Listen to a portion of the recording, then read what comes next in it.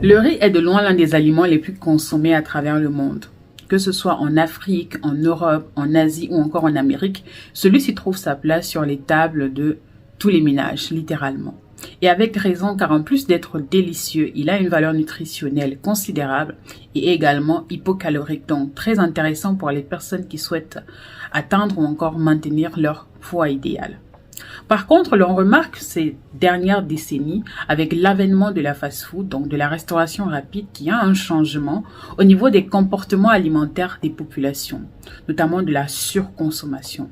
On en consomme beaucoup plus que l'on en produit, ou même plus que l'on en a besoin. Et Dame Nature n'ayant pas prévu tout cela, il a fallu que les industriels interviennent pour venir pallier à ce manque-là d'une manière ou d'une autre. Dans cette vidéo, je vais te parler de l'arsenic dans du riz, de l'arsenic qui se retrouve dans le riz que tu consommes, dans le riz que je consomme, ou qu'on a déjà consommé une ou deux fois au courant de notre vie. Si c'est la première fois que tu passes par ici, je suis Grace. J'ai créé ce canal pour t'emmener à prendre conscience que ton avenir est dans ton ventre.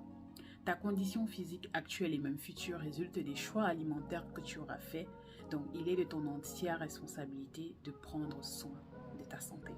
Sur ce canal, je parle de nutrition, je parle de nutri-cosmétique, mais je parle également de bien-être au féminin. Donc, si ces thématiques t'intéressent, je t'invite à t'abonner en cliquant sur le bouton s'abonner. Mais très important, n'oublie pas d'activer la cloche de notification. Comme cela, tu seras informé à chaque fois qu'une nouvelle vidéo apparaîtra sur le canal. Et ceci, en moyenne, une fois par semaine et ce, le dimanche à 19 h. Maintenant que tout est dit, on se lance dans le vif du sujet. Alors déjà, l'arsenic c'est quoi? J'ai pris des notes, donc ne sois pas surpris que je regarde de temps en temps vers le bas. L'arsenic c'est un minéral naturel présent dans la nature. Donc en gros, cela fait partie de notre écosystème. Il est présent sur la Terre grâce aux apports d'engrais phosphatés, donc justement dans la culture, ce qu'on utilise dans l'agriculture, et peut pénétrer dans les aliments ou dans l'eau potable à travers les nappes souterraines. Voilà, parce que les cultures, elles se font pas à l'air libre. Je suis d'accord avec toi, la technologie évolue de plus en plus, que voilà, on est capable de faire pousser des salades sur des murs, mais dans l'agriculture naturelle, l'agriculture, on va dire, archaïque, hein, voilà, ou encore normale, mais qu'est-ce que ça veut dire? Rien du tout. On sait que les aliments, ça pousse dans le sol. La contamination du riz se fait à travers justement la culture dans les champs inondés par cette eau qui a été polluée au préalable. Et c'est ce qui va, n'est-ce pas, surcharger le riz en arsenic. Sur ce, l'on distingue deux types d'arsenic. L'arsenic organique qui est sans danger, qui est inoffensif, et l'arsenic inorganique, celui-là même qui est suspecté d'être cancérigène et qui a même déjà été prouvé être cancérigène. Sur ce, il y a plusieurs tests qui ont été faits, notamment sur les galettes de riz que vous pouvez trouver en grande surface. Il y en a même dans le rayon pour enfants.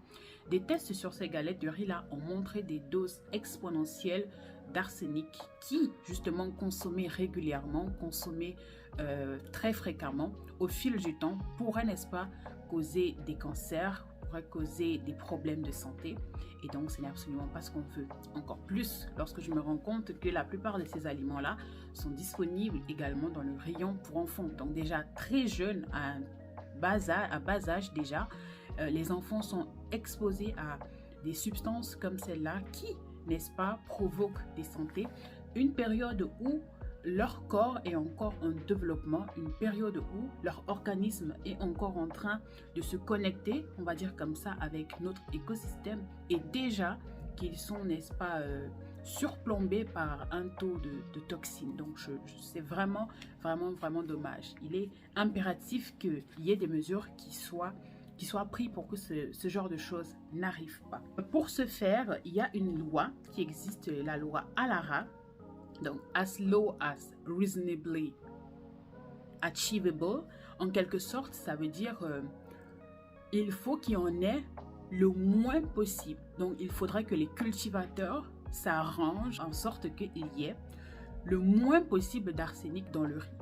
On ne peut pas s'en débarrasser totalement parce que, c'est un minéral qui est présent naturellement, mais encore venir, la culture, n'est-ce pas, exponentielle, comme ça, à forte, en vrac, comme ça, là, conduit à ce qu'on utilise encore plus d'engrais. Et c'est ce qui charge justement l'aliment avec de fortes doses d'arsenic. Donc, ceci concerne les cultivateurs, les agriculteurs. La loi ALARA, as low as reasonably achievable.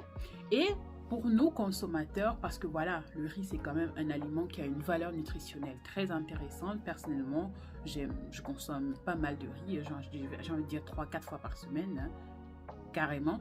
Donc pour moi, me séparer totalement du riz, ce serait fou. Et en plus, voilà, si on devrait se priver de tout et de rien, c'est qu'on ne vivrait même pas sur cette planète. Genre, on irait vivre quelque part ailleurs, mais pas sur cette planète. Donc, comme on dit, hein, c'est la dose qui fait le poison.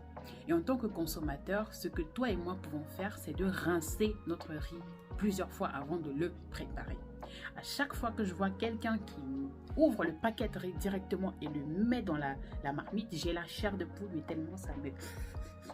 J'ai la chair de poule, je n'arrive pas à comprendre. Donc ça, c'est l'une des premières mesures, les premières précautions santé à prendre, c'est de rincer son riz plusieurs fois et de préférence avec de l'eau tiède et pourquoi pas trier. Et si vous voyez, enfin si vous constatez que votre riz a un parfum bizarre, une odeur bizarre, commence à avoir une couleur bizarre où qu'il y a déjà des charançons qui rongent par-ci par-là, eh bien ce n'est pas une bonne idée de consommer ce riz-là, car ce que vous voyez, ces petites moisissures, ce petit charançon que vous voyez, ce n'est que la partie visible de l'iceberg. Sinon, lorsqu'il y a déjà des choses qui remontent à la surface, ça veut dire que la masse a été contaminée. Donc, l'idéal, ce serait voilà, malheureusement, de le jeter. C'est pas du gaspillage, c'est une méthode de prévention santé. Et donc voilà, c'est tout pour cette vidéo. J'espère que vous avez aimé. En tout cas, dites-moi, donnez-moi vos avis en commentaire. Combien de fois par semaine tu consommes du riz? Est-ce que tu étais au courant de cela, que voilà, il y a des substances pas très nettes qui se baladent dans nos aliments comme ça, et que peut-être tu ingères au quotidien et qui, avec le temps, pourrait te causer des problèmes de santé, peut-être te cause même déjà des problèmes de santé. Donne-moi voilà quoi. Discutons dans les commentaires un avis sur cette vidéo, des commentaires, pourquoi pas partager ton expérience, ce que tu sais par rapport aux pesticides, aux substances qui sont utilisées dans les engrais, si tu es un agriculteur, si tu es un biologiste, si tu es un chimiste, peu importe, partage-nous ton expérience en commentaire, on aimerait bien en savoir plus là-dessus. Et voilà, on se retrouve pour la prochaine vidéo, portez-vous bien, ciao ciao.